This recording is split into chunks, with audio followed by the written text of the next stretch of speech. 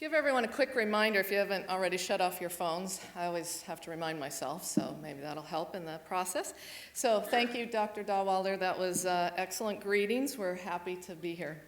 Now we're going to get into the meat of today's discussion, and we thought it might be important for us to all get on the same page. What exactly is cap and trade, and how does it work? So fortunately for us, our opening presentation is from one of the leading experts in this area. Thought it might be smarter to have an expert versus just have Dawn tell you about it. So, okay. With over 39 years of legal experience, Dennis Luna has extensive experience as an energy attorney in California. He's one of the very few attorneys who holds a master's program in petroleum engineering. Thus, he brings a unique perspective to any energy matter. Any other folks that have petroleum engineering masters? Oh, we got another one in the room. Awesome. He also serves as editor-in-chief of the California Oil and Gas Report. He's a frequent speaker on matters related to energy, water resources, the environment, and the economy. He served on many commissions in the city of Los Angeles, including service as commissioner and treasurer for both the Los Angeles Community Redevelopment Agency. Let's do oh, that's sad. Let's have a moment of silence in the memory of community redevelopment agencies in California. The largest such agency, which of course, when it was around, was the largest agency of its kind in the United States. The community, also, he was on Community Redevelopment Financing Authority of the City of LA, and he served as a commissioner of the LA Rec and Parks Department. I'm not done. He's a former director and member of the executive committee of the LA Economic Development Corporation. Go LADC, love those guys. Big part of BizFed. Dennis is a graduate of that little school in the Northeast called Harvard Law School. He's a licensed professor, engineer, and holds a Master of Science in Petroleum Engineering from University of Southern California. Go Trojans, I got it all in here, at the School of Petroleum Engineering. So it's my pleasure now. Please help me welcome Dennis Luna.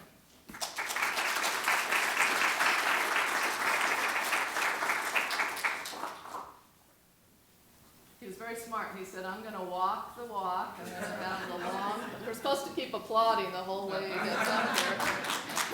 Thank you.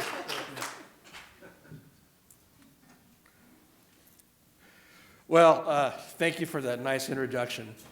And I was listening to all of that. I was thinking, boy, it's been quite a journey from a kid that was born in East LA to here. Any of it, how does cap and trade work?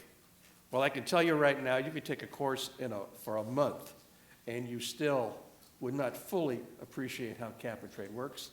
I have no doubt there are academic papers are being written and will be written about various aspects of cap and trade. So this is going to have to be a very much of a quick overview. As you can see, I'm going to talk about these 4 topics. And let's first turn to the next slide. Right. It turns out that under what's called AB32, and I'm going to get later to the history, but what it is in a nutshell today is market-based, is a mechanism to control the amount of greenhouse gases in California, and to bring it down to a level that it was in 1990 by the year 2020. By the way, there is an effort to change that to a lower number by the year 2040. Emissions reduced are 2% each year, and then 3% through the year 2015 through 2020. Actually, I think the state is actually making pretty good progress in actually doing this. A key element, and this is the cap and trade program, is a market-based mechanism to buy and trade what's called allocations. And these are metric tons of CO2 equivalent. And that is probably the controversy today. We'll get to it, but there's an argument, is this really a fee, which would be okay, Or is it a tax, which arguably would be not okay? In any event, that's under litigation. Secondly, billions of dollars are being raised. So now we're in the phase of, are we spending the money on the right thing phase? As it turns out, there's two parts here that I have on the screen. Yeah, would you go back? In 2013, we had the first compliance period, utilities and large industrial users. And then just starting right here in 2015, applied to fuel distributors. Because we're now moving into fuel distributors, the amount of money being raised is going to be at least doubled. And what I'm talking about is from $1 billion to $2 billion. But I suspect that that $2 billion, that's even the governor's budget, is low. And it kind of reminds me back on our days when I was a CRA commissioner, and you learn the history of CRA. CRA started, I remember when I was a kid, and CRA was always controversial. It kind of went into phases of, should we do it, shouldn't we do it, should we do it, i.e. our bill here, and then it ultimately got adopted. And then it was the argument of, well, now nothing's happening, you're in the brain dead phase, you're still doing the wrong thing, you're not doing anything. By the time I got old enough, and I was actually on the board of CRA, we started building high-rises downtown LA, 50-story office buildings. That will give you the maximum bump in property taxes, I can assure you, on a square footage basis. All of a sudden, all this money is rolling in, and now we're being criticized for, you're spending money on the wrong thing phase. At no point was there ever consensus about what CRA is doing. I suspect that AB32 and cap and trade will be in the same predicament.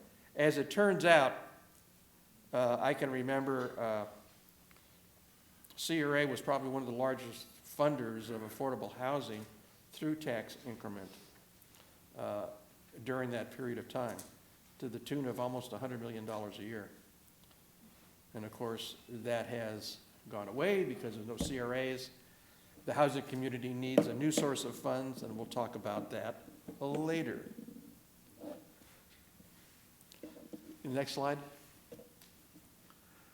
But the key point, I think, that's the controversy today is that cap and trade has this auction process, and there's a quarterly auction process. In fact, we just had an auction recently that is raising billions of dollars. And when you raise that kind of money, it gets attention.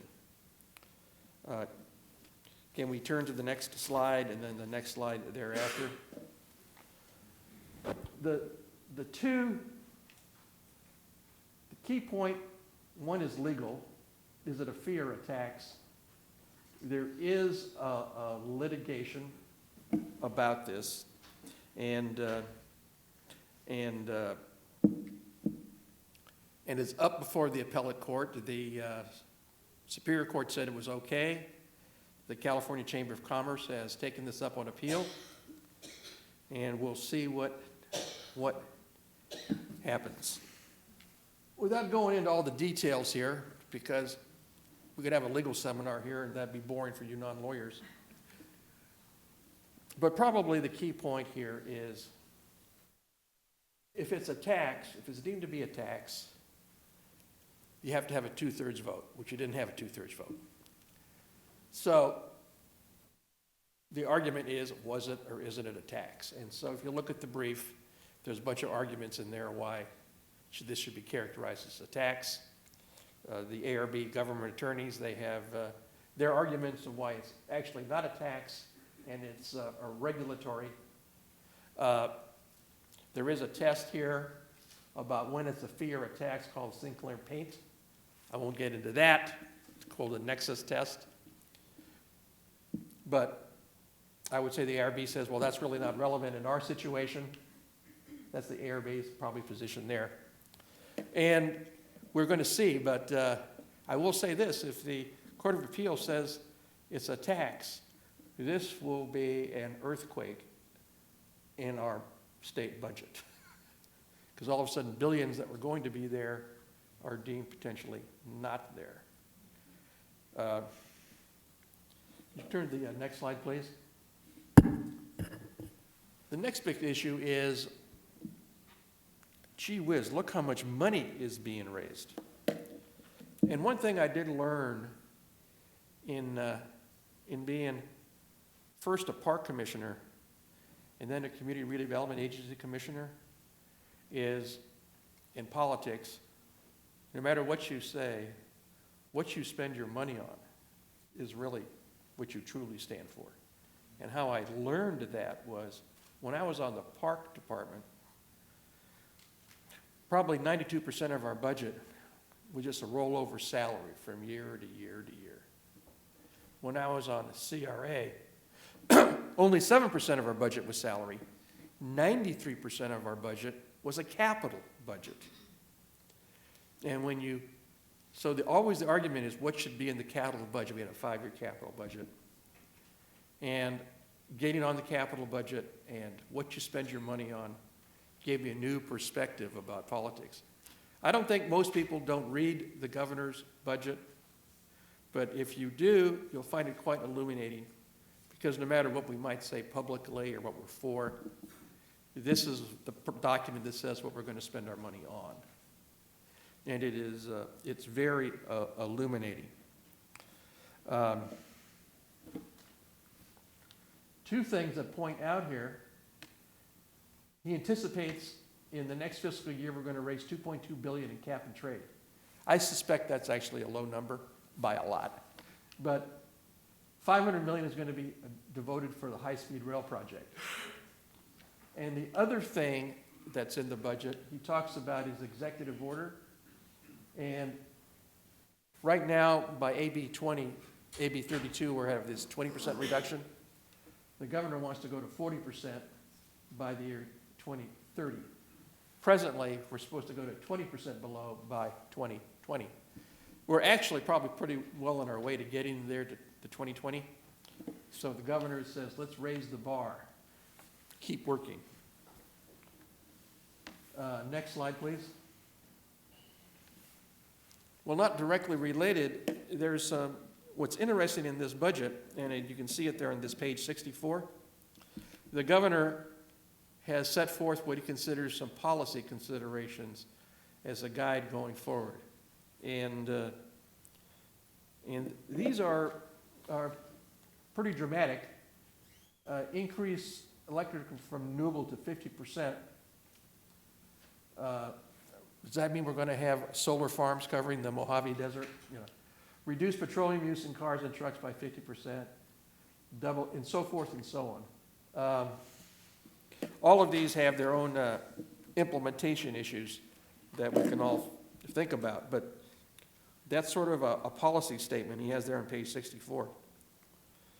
If you turn to the next slide, the LA Times normally doesn't get into budget fights, but the numbers are now big enough that the LA Times recently in May, I think it was what, May 15th, right, had an article about, wow, look at all this money.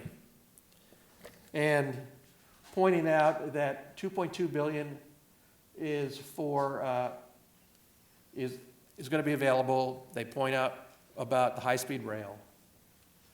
They also point out that $400 million is being set aside for affordable housing. And the state really has a new priority, very high priority, which is drought, $222 million. Basically, there's a framework involved going forward where the bullet train will always get 25% and affordable housing will get about 35%. That number looks very familiar to me because at CRA we had a target of 40%.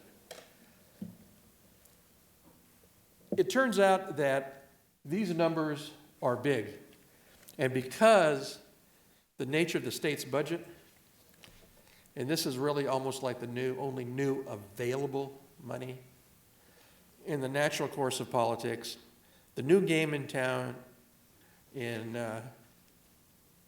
Sacramento says, whatever you are doing, you are reducing greenhouse gases, so you should be eligible. Now, the legislature actually will be deciding with the governor how to spend this. But that is the new game in town. And then there's obviously tensions amongst groups. For example, solar panel people might believe that, hey, we should get a lot of funding because we're really directly. Why give money to those housing guys? And the housing guys have their arguments too. So, and you turn to the next. Ironically, the California Legislative Analyst Office, this is an independent body that's designed to solely advise the state legislature and give them objective reports. Back in 2012, they wrote a report about cap and trade, which turned out to be an absolute predictor of the future. One, it predicted that billions would be raised. Number two, and they pointed out how much they thought would be raised in the governor's budget, $1 billion. They thought that there's going to be litigation on whether it's a fee or a tax. Yes, that has happened. And then there's a natural tension between the legislature and the governor of who sets the priorities. In any event, every one of those things have turned out to be true, and that's actually where we are today. You see here in September 27th, 2006, Governor Schwarzenegger signed AB 32. And this was sponsored by Assemblymember Nunez, then the Speaker, and Senator Fran Pavley. Now, this is actually over a long discussion even prior to that point of should we do this, shouldn't we do this, what should California do about global warming, is global warming actually happening, blah, blah, blah, blah, blah. And California decided to do something. You might have remembered Governor Schwarzenegger way back when saying, I don't care what the president thinks. We're doing this. And so that kind of kicked it off. And points 2 and 3 up there basically set out the general mandate. Can you turn to the next slide?